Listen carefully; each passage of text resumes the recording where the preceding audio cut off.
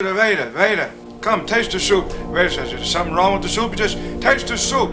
He says, there's something wrong with the soup. Is the soup too hot? He says, will you taste the soup? What's wrong? Is the soup too cold? Will you just taste the soup? All right, I'll taste the soup. Where's the spoon? I'll be with you boys in a minute. Excuse me. Hey, it's Kunta Kinte! What can I do with you, boy? Can you make my hair look like this? Hey, what you want to look like that for? Aha! Aha!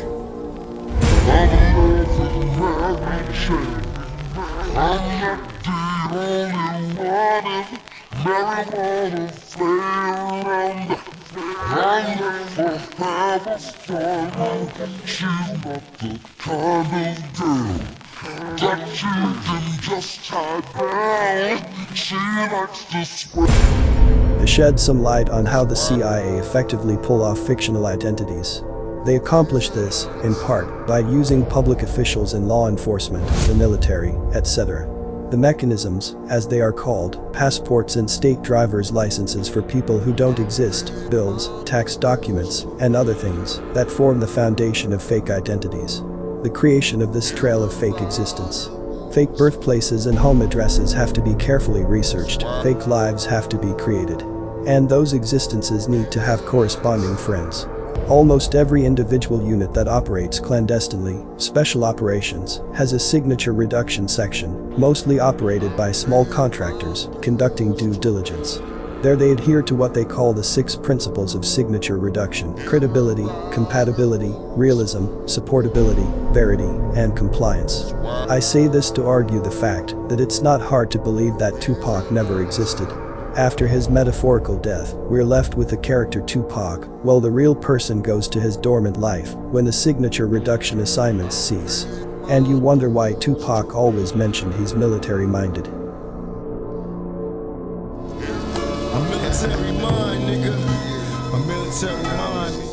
Tupac Shakur was not his real name.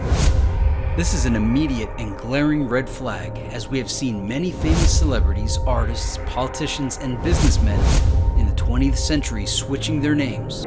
We briefly touched on Tupac's real name, Lisanne Parrish Crooks. Saying even his real name is a mystery, since neither of his parents were crooks. His mother was born Alice Faye Williams, and his father was born William Garland. So where did Crooks come from? We aren't told. Here's Tupac's birth certificate. What stands out is that it was issued at the start of his career, as in Tupac the rapper was born. Note the issue date of June 6, 1990. Tupac appeared with Digital Underground January 30, 1990. If it's hard to see, here's a reference birth certificate.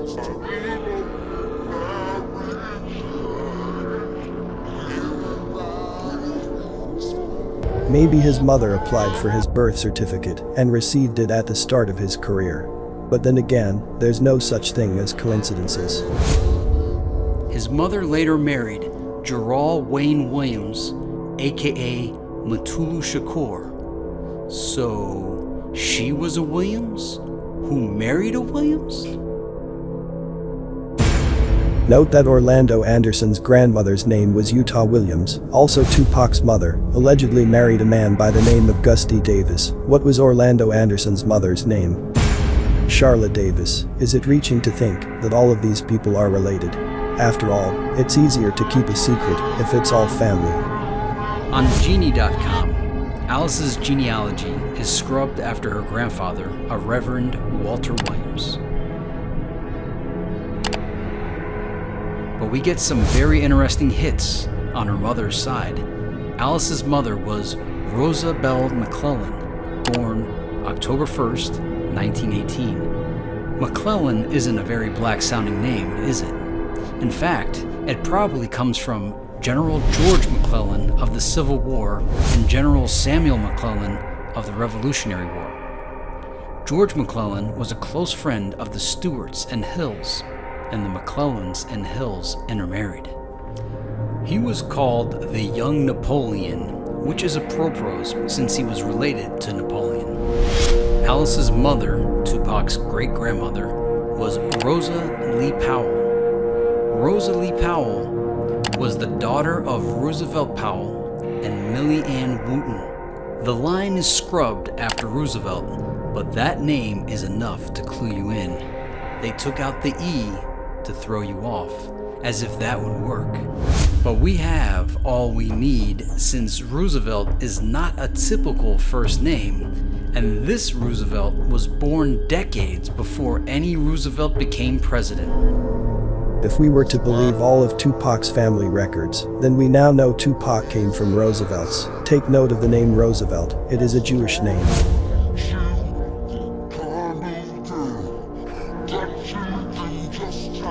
So this could also mean Tupac has come from a Jewish family, and we know Hollywood is run by Jews.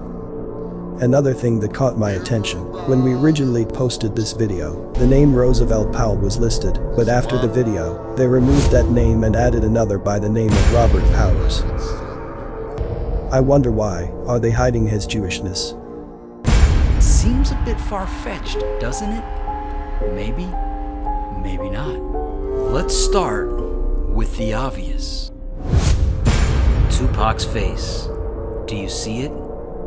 He looks very Jewish, doesn't he? We've been conditioned not to notice Jewishness or question ethnicity in general, and because he's black, we naturally don't question it. But Tupac has all the Jewish markings: a long face, a long, slightly downturned nose, sunken eyes with long eyelashes, and big, bushy eyebrows.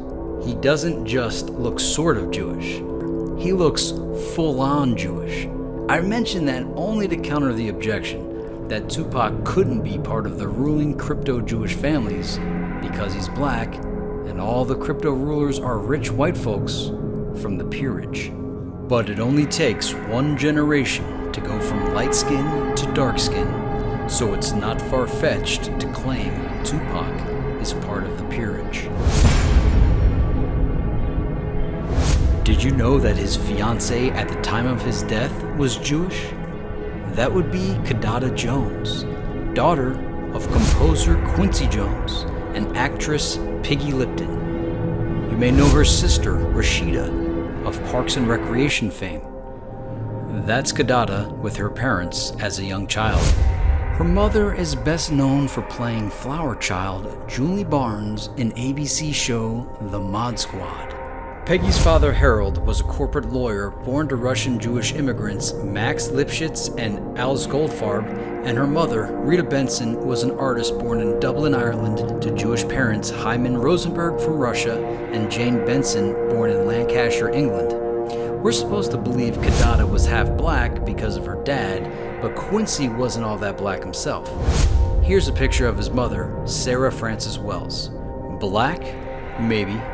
But obviously from wealth, something you wouldn't expect of a black woman born in Vicksburg, Mississippi in 1903. That's because she's not fully black. Her grandfather was James Balance Lanier, a white man and spy for the Confederate Army. These Laniers trace back to the prominent Lanier and Bassano families of England. So Tupac's fiancée was Jewish, not just on her white mother's side, but on her black father's side as well. It also means she was related to Tennessee Williams. Tennessee Williams, original name, Thomas Lanier Williams. Every Lanier in America is related, Tennessee Williams all of them. Jane Fonda is my cousin, I'm serious, Quincy Jones said. It goes way back to France. I didn't have a clue, I always wondered why I felt so comfortable writing European-style music, even pop music. So just like Kidada Jones was Jewish, Tupac was also Jewish. Here's a photo of Tupac's alleged grandmother, Eloise Marie Barnes Garland. She's very light-skinned, and her features are more Mediterranean or Jewish. Of course, Barnes is a name we find over 300 times in the peerage.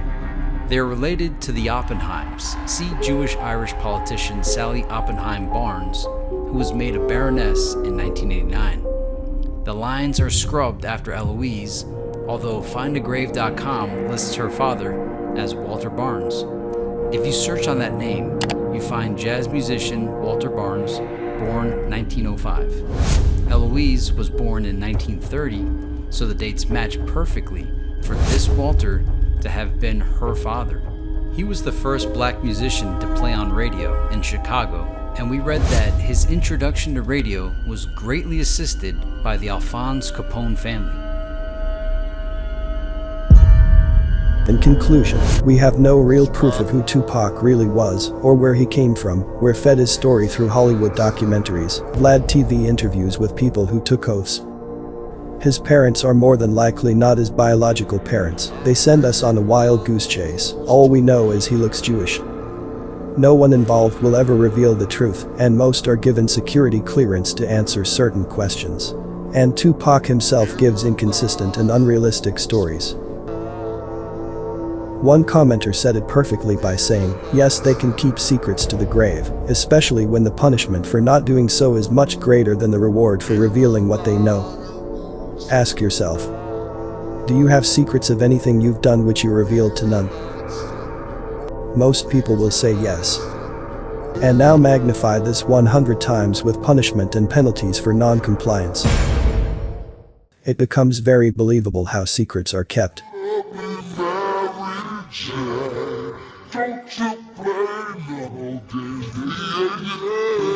in love with Mary Jane. She's my main thing. She makes me feel alright. She makes my heart sing. And when I'm feeling low, she comes as no surprise. Turns me on with her love. Takes me to paradise. Do you love me, Mary Jane? Yeah. Do you think you love me, Mary Jane? Don't you play no game? Yeah. I'm in love with Mary Jane. She's my main thing. She makes me feel alright.